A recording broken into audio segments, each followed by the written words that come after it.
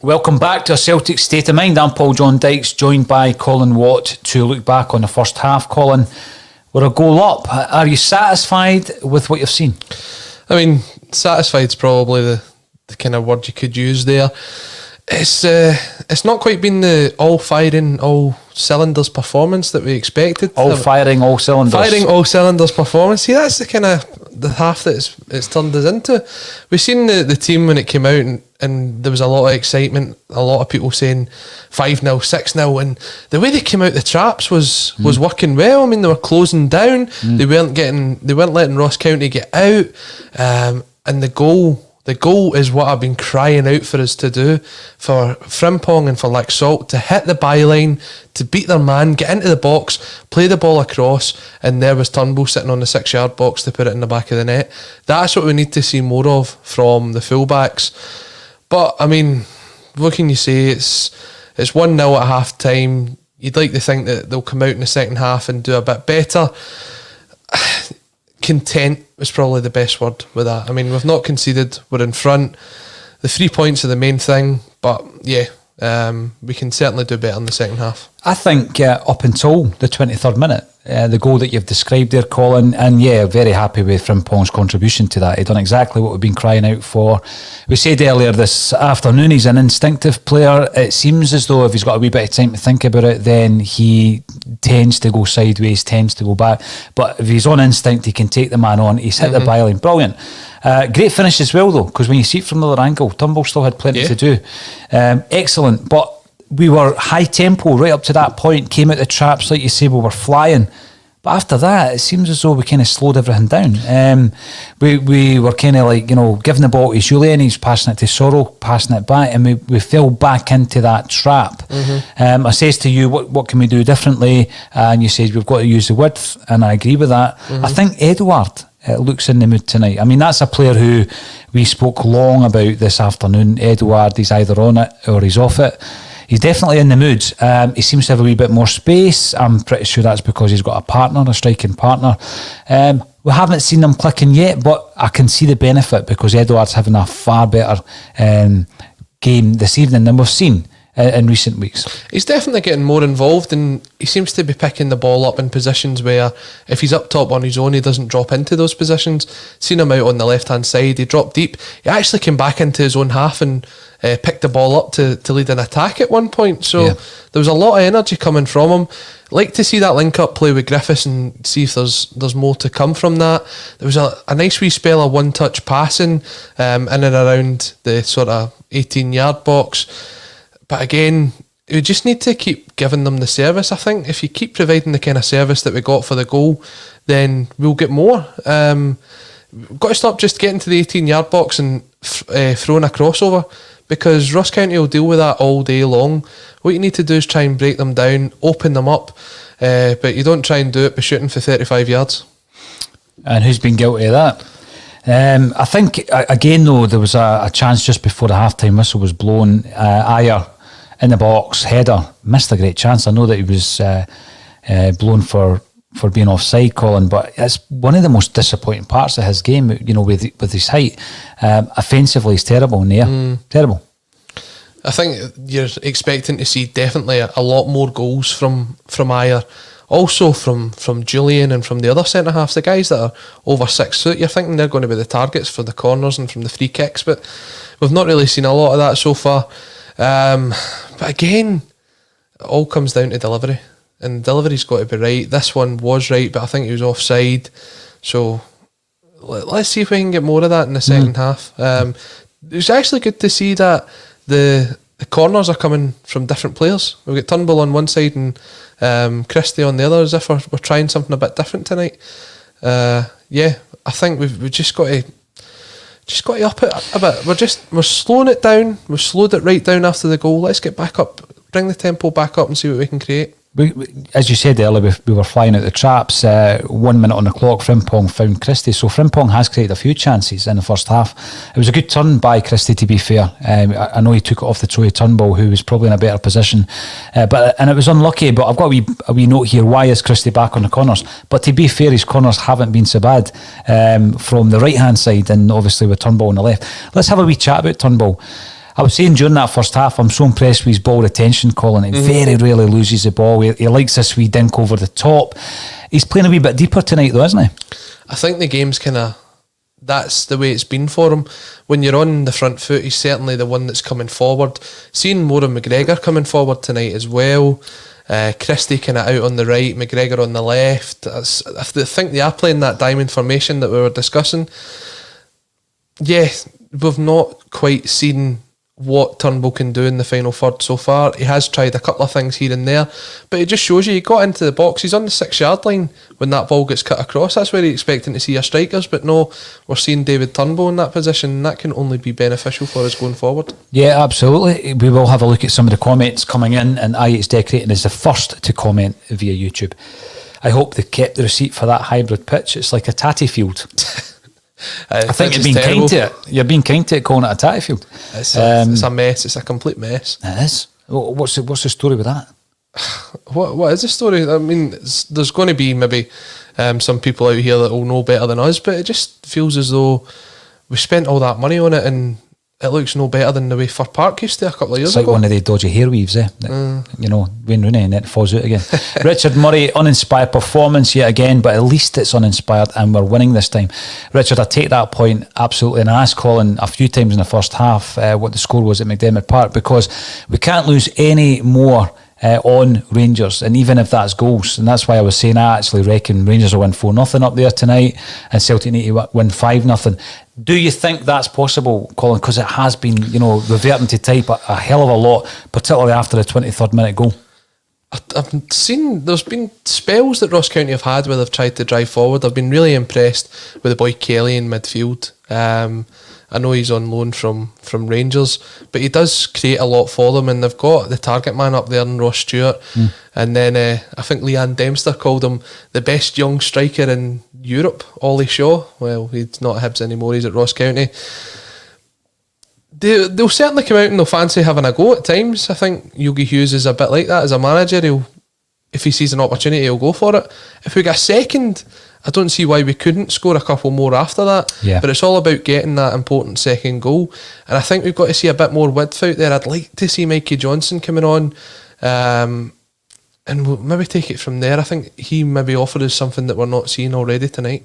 I was going to ask you about making changes at half-time, Colin. We're obviously not chasing the game, but often we can maybe have that wee spark, give them something a wee bit different to think about. Mikey Johnson would give you that. If you were to introduce them in, though, would that be a change of shape?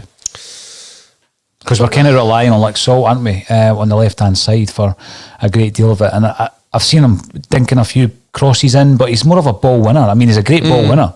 But I just don't think his distribution's up to scratch. I guess the option there is to go to three at the back. You'd maybe need to take someone off and bring on Beaton to sit at the back there. So Beaton's on the bench, isn't he? He is on the bench, He is on the bench just before I made that mistake there. But maybe going to three at the back, playing the kind of wingers with Christie on one side, Johnston on the other, seeing if we can create a bit more. But Frimpong's shown what he can do tonight. He's had a good first half. He's just not done it more. He needs to do it more.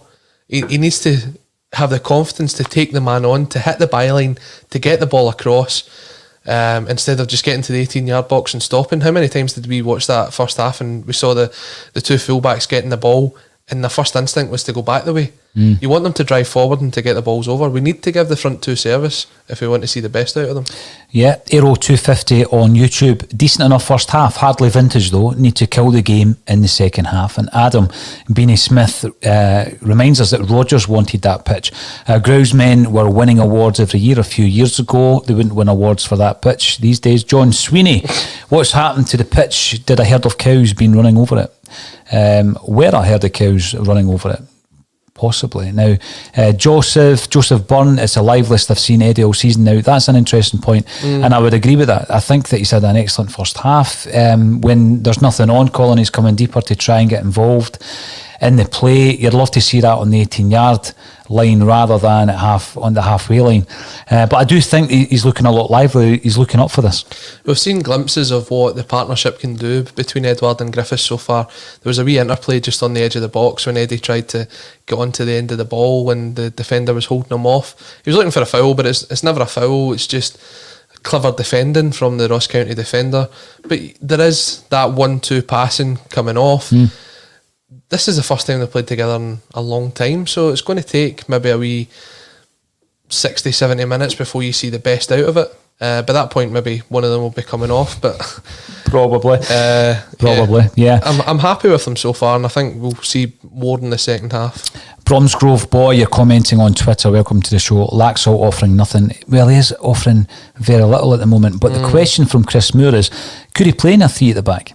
A back three. Could he play there? I did think about this previously. You know how you've got players such as Alhamid who can fill in at right back or centre half. Obviously, Lustig could do that as well. Full backs have that. I mean, he's got the height. He's got the ball winning ability. Colin, could he? I mean, I loathe to play anybody out of position if I can help it. I don't think I would try and play him in a back three. Not tonight anyway. I don't even know if he's got the sort of positioning to be a centre back. He's not really. A lot of times I've seen him. He's kind of playing his man on side if they're trying to step up. He's tracking back, can be a bit slow. I wouldn't throw him in there. I think he's naturally positioned as a wide defender. Welcome back to the show, Charles Broadfoot. You're commenting on YouTube. Missing wingers need Johnston on. So Charles certainly agrees with you, Colin. Would you make that change now, though? No, but I also wouldn't wait as long as Lennon's probably going to wait. Lennon's first sub normally comes on about 70 minutes. I'd give it 10-15. If we haven't got that second goal, bring him on, see what he can do.